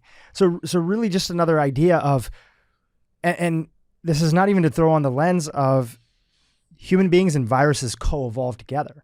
A huge percentage of our DNA, what we used to call our junk DNA, is actually the integration of sort of, is the appropriate term viral DNA? Is it viral RNA? What would be Depends on the virus. Depends on the virus. Yeah. So we have co-evolved. So it seems that there is some sort of symbiotic relationship, just the way that we thought about bacteria before is it's bad, so let's just nuke it with a Z-Pack or antibiotics. There does seem to be that viruses were an important part in our evolution as a human species. Absolutely. Bacteria, viruses, yeast, we live ideally in harmony with all of them. And our immune system, I think, primarily is designed to maintain harmony. When the immune system loses a little bit of its ability to do that because of chemical exposures, food sensitivities, whatever along the way, stress of living in modern society, that's where symbiosis turns into dysbiosis or an imbalance. So it's really important to create balance again. And there are viruses that are notorious for being able to walk to the other side and cause issues. And there's probably other organisms that we haven't identified yet that do something similar too. We're in this continuous flux with our environment, and we need to maintain neutrality or balance there. And just like we had the history of overprescribing antibiotics, it seems to be that we still might be in a little bit of a current modern day history of trying to get completely rid of some of these viruses, when really the conversation becomes, and this is what you and your dad have been big proponents of, is it to get rid of this virus completely, which might be very tough depending on somebody's age and how long this has been going on, or is it to build back up and maybe change the immunotype so that this virus, which is still there, is not able to wreak the havoc that it can do? Absolutely. Let's take Epstein-Barr virus again. Everyone's, I think, kind of most understood example of a chronic virus. The way that natural course should exist is we're exposed to that virus at some point, right? Either you get a cold or you get mono or you feel nothing. What should happen is the virus ends up in a dormant phase, meaning it's living quietly, not replicating somewhere in the body. Let's say it's a B cell, let's say it's thyroid tissue, let's say it's a lymph node. Still showing up on a test often? It can show up on an antibody test as prior exposure, but it's not expressing the proteins involved in replication. It's not replicating. Got it. Right. So to the immune system, it's no burden. It's completed its job. It pushed into dormancy, and that virus will no longer be an issue if all things with the immune system remain intact going forward. The problem occurs, again, when we lose something in our immune system Epstein-Barr virus reawakens, it enters a so-called reactivated state. It begins replicating and hijacking the B cell or the thyroid cell or lymph node tissue. And that's where it ends up becoming a future issue and can propagate autoimmune disease or other issues going forward. So it's all about, yes, our body is intended to interact with these things. Did we interact with them appropriately? And did the virus go to the place that it was supposed to go to based on our activity at that point? And did it stay there? So you mentioned viruses, just zooming out, as like the second big bucket that there's an opportunity for. Now, this is one area that I'll even tell you that a lot of even, well-intentioned functional medicine doctors don't have the biggest amount of education on. Yeah. It's growing. Mm-hmm. It's definitely growing. Mm-hmm. So how does somebody who's listening that's saying, okay, I get the foods and the food triggers and sort of navigating that. I'm going to pick up your book, When Food Bites Back, and sort of look at my conditions and what I'm dealing with and see if I can find some patterns, maybe do a test, like a challenge test, like an elimination diet to remove certain things and see if I get better. In viruses, how do they navigate that, right? Do they have to go to their doctor and ask for a particular test? Is there stuff that they can be thinking about? How do you recommend to people who may right now not have the ability, if you have the ability to come see you, I don't know what your wait list is like or anything like that, please, come fly out, come to LA, book an appointment with you in your clinic. We have the link in the show notes, or any other doctors that, you might also recommend that are in this area. But how does somebody have to think about viruses? I don't think we're at the point yet where someone can navigate that space very well on their own with resources, because our understanding of it is very early compared to where we are with gut health and food health. And I'm hoping that changes a lot. Part of the success with the medical medium is, quite frankly, a lot of that work that's recommended at the end of that book is not really viral work, right? I mean, there's dietary change and there's detox work, and, maybe the message to get to it follows a viral path. But if you look at the interventions themselves, there really isn't any, strong, direct antiviral work that's being done. Then I think it's kind of hitting on the foundations of functional medicine, but just with a different message to get there. So, I think, to me, fine. If somebody's doing something healthy for themselves at the end of it, no big deal, right? With viruses, it's very challenging. You have to understand the specific virus, and there are so many out there that an ability to map everything is challenging. But if you understand the immune system itself and where it may have a kink in its armor against viruses, you can then build those up. So if you're going to do that precisely, it takes testing. Now, are there things that people can do every single day to make sure that they walk around with full metal armor and they don't have to worry about a kink developing at some point in the future? I think that's where the power is, right? Like, be proactive about the way that you live your life. And what happened with COVID last year, and people keep on appropriately saying this is a learning lesson for us going forward, but it's a learning lesson for the immune system. People who were walking around with a kink in their armor and they didn't know it got their butts kicked, right? And that should be a message to all of us to make sure that we have full armor on all the time. Eat an anti-inflammatory diet, eat plenty of antioxidants, get some sleep, do your best. I've got 2 kids at home. I have at the time of this recording, a 4-day-old. It can be challenging for sure at times, but it's something you want to try to prioritize. All the basics make a huge difference. Exercise, there was a brilliant paper that came out in Nature a couple months ago that showed that regular weight-bearing exercise changes the clones of immune cells that come out of your bone marrow for the better. You will better defend yourself against viruses. So, and actually in the world of specifically fighting viral infections, we know that people who get sleep deprived or people who don't exercise do incredibly poor with viral defense compared to people who do. And that can change in as quick as 24 hours. So there are basic things that we just need to look down and just say, hey, what am I doing? What am I prioritizing? What do I want for myself in the future? And just make shifts. And this is not something that somebody has to be perfect at tomorrow. This should be part of the never-ending journey of improving oneself in life. It's well said. Perfect antidote to that. And, while we're wrapping up here, to make sure you get home to your newborn baby and your wife and everything, congratulations, by the way. My brother-in-law is one of the healthiest people I know. He's a cardiologist based down in San Diego. He works at Kaiser. He's been going through all his functional medicine training and everything. Very, very open-minded physician, and would hardly ever get sick, and was working with COVID patients all the time. And this was prior to any kind of, vaccines or anything else that was, going on and being developed. This is last year in the thick of it, surge in California and other places. Didn't get COVID, was there day in and day out with patients up close and personal in a very close environment, not able to social distance because he's a doctor and other things.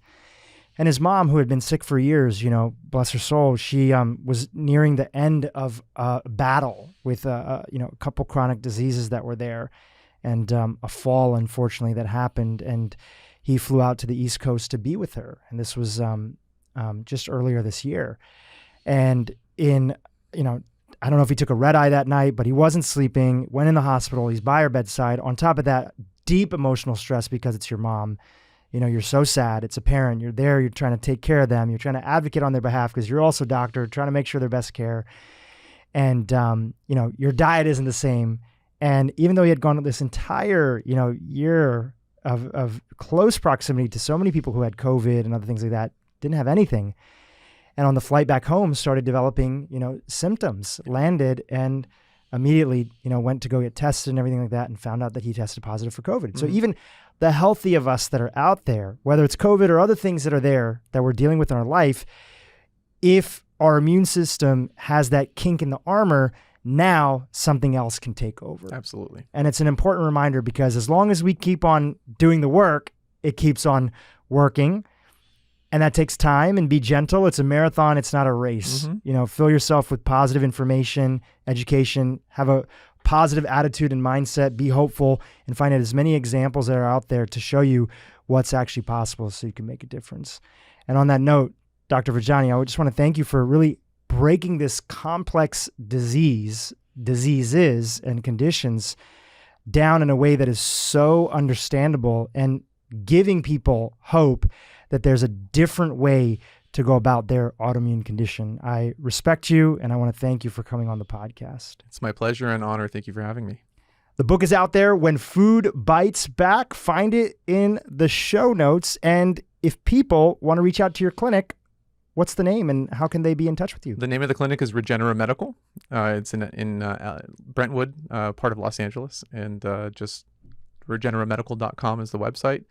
I'm not the only practitioner there. I do supervise everybody who's working there. So if you have an opportunity to come to my side of the clinic, fantastic. If not, I am supervising and looking over everything that's happening there as well.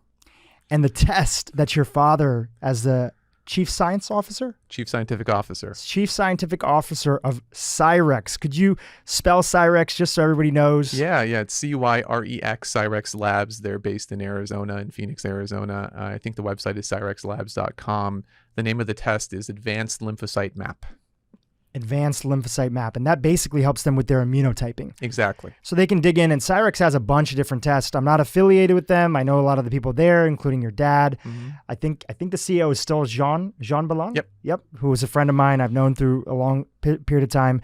No formal relationship, but an incredible resource. And they have a lot of different testing that's out there and available. But again, you do need a practitioner, and they can kind of help you find and navigate and find somebody there. They can. Hey, YouTube, you're going to love this interview with Terry Walls, who talks about her battle with MS and how she recovered from the debilitating symptoms with the power of food as medicine. Your lifestyle is your disease-modifying therapy. If you stop it, expect a rebound. Just like if you stop your potent disease-modifying drug,